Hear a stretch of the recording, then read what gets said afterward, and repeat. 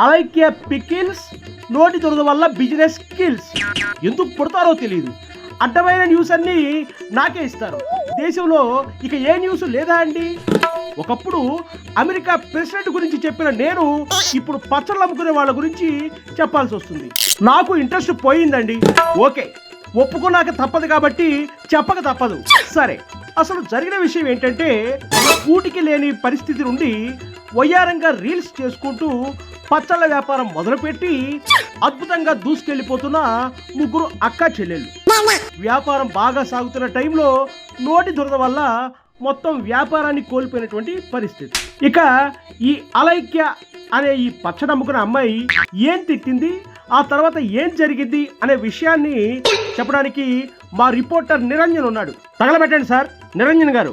అయితే కోపదారి, ఇక్కడ మనం చూస్తున్న ఒక మనిషి అహంకారం ఆ మనిషిని ఎంత పతనావస్థకు చేరవేస్తుందో మనకైతే క్లియర్ గా కనిపిస్తుంది. అసలు ఇది సెన్సేషనల్ బ్రేకింగ్ న్యూస్ అని చెప్పాలి. గతంలో ఇటువంటి న్యూస్ మనం ఎప్పుడు కని విని ఎరగలేదు. ఇప్పుడు ఈ పచ్చడి ఘాటు న్యూస్ ప్రపంచాన్ని మంటకిచ్చేస్తుంది. మీరు విషయం చెప్పకుండా ఈ వేదాంతం సుత్తి ఎందుకు చెప్తున్నారో నాకు ఇప్పటికీ అర్థం కావట్లేదు. ఏమైనా అంటే హట్ అయిపోతారు, కోపాలు వచ్చేస్తాయి. సొల్లు కాకుండా అసలు విషయం చెప్పండి నిరంజన్ గారు.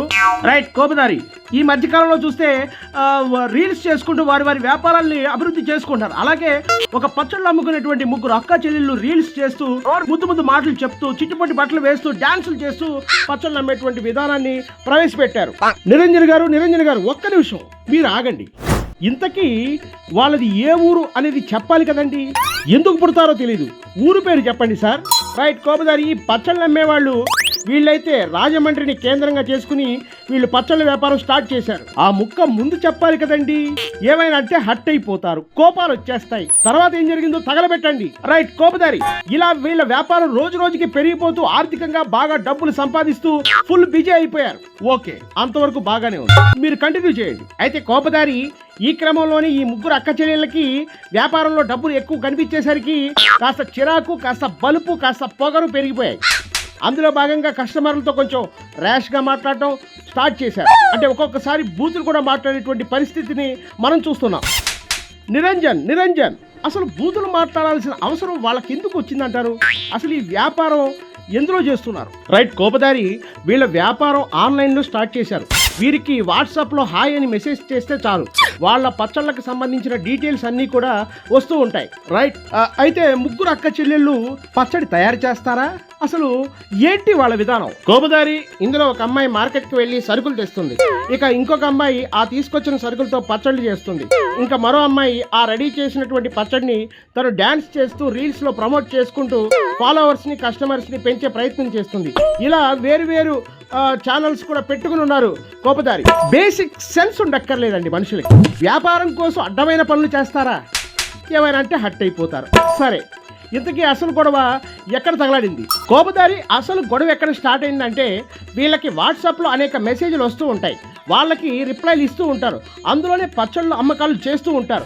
అయితే వీళ్ళు చేసే పచ్చళ్ళు కొంచెం కాస్ట్లీగా ఉంటాయని టాక్ ఉంది. అదేమని అడిగితే మంచి సరుకుతో పచ్చడి చేస్తామని వాళ్ళు చెప్తుంటారు. కోపదారి, గొడవ ఎక్కడ జరిగింది అని అంటే మీరు ఏదేదో చెప్తున్నారు. నిరంజన్, నాకు ఇంట్రెస్ట్ పోయిందండి. నా తొక్కలో పచ్చడి న్యూస్ ఎందుకు పుడతారో ఏమిటో తెలియదు. ఏమైనా అంటే హట్ అయిపోతారు, తగలబెట్టండి. రైట్ కోపదారి, అసలు గొడవ ఎక్కడ వచ్చిందంటే, ఒకతను ఇలాగే వాట్సాప్లో హాయ్ అని మెసేజ్ పెట్టాడు. దానికి వాళ్ళకున్న పచ్చళ్ళ రేట్లు అందులో రిప్లై ఇచ్చారు. ఆ రేట్లు చూసి బిత్తరపోయిన కస్టమర్ అదేంటి ఇంత రేట్లు ఉన్నాయని అడిగాడు. అదొక్కటే ఆ కస్టమర్ చేసిన తప్పు.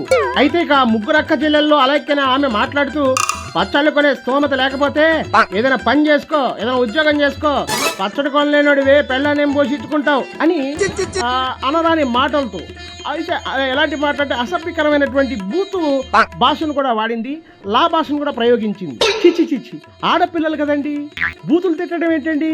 ఇదేమి సంప్రదాయం అండి? ఇదేమి సంస్కృతి అండి? ఏమైనా అంటే హట్ అయిపోతారు. నాకు ఇంట్రెస్ట్ పోయిందండి. చిచి. ఆ తర్వాత ఏం జరిగిందో తగలబెట్టండి సార్. రైట్ కోపదారి, ఆ తర్వాత అతను ఏదైతే ఆ తిట్లు తిన్న అతను వీళ్ళు తిట్టినటువంటి మాటలను సోషల్ మీడియాలో పెట్టాడు. అది చూసిన నెటిజన్లు ఈ ముగ్గురు అక్క చెల్లెలను తిడుతూ తెగ ట్రోల్స్ చేశారు.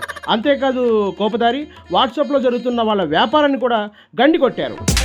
నిరంజన్, మాట్లాడితే మీనింగ్ ఉండాలి కదా అండి. గండి కొట్టడం ఏంటి? అసలు ఎలా గండి కొట్టారు, ఎందుకు కొట్టారు, ఏం కొట్టారో చెప్పకుండా మీరు అర్థం పర్థం లేకుండా చెబితే ఎలా అర్థం అవుతుంది? అర్థమయ్యేలా తగలబడండి సార్. బేసిక్ సెన్స్ ఉండక్కర్లేదా అండి? రైట్, కోపదారి అక్కడికే వస్తున్నా. విషయం చెప్పమంటే స్టూడియోకి వచ్చి నువ్వేం చేస్తావు? బుద్ధి జ్ఞానం ఉండక్కర్లా. ఎందుకు పుడతారో తెలీదు రిపోర్టర్గా. కోపదారి చెబుతున్నా.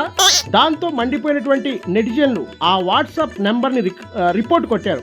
అంటే సుమారుగా కొన్ని వేలలో రిపోర్ట్లు కొట్టారు. ఆ రిపోర్ట్ల దెబ్బకి వాళ్ళ వాట్సాప్ నెంబర్ బ్లాక్ అయిపోయింది. ఇక వ్యాపారం చేసుకునే అవకాశం లేకుండా పోయింది. దీంతో ఇప్పుడు ముగ్గురు అక్క చెల్లెళ్ళు లబోదిబోమంటూ ఏడుస్తున్నారు. Right Niranjan, okay. అందుకే అంటారు పెరుగుట విరుగుట కొరికే అని. నోరు మంచిదైతే ఊరు మంచిదవుతుందని. అర్ధాంతరపు సిరి నెత్తిన పెట్టుకుంటే ఇలాగే ఉంటుంది.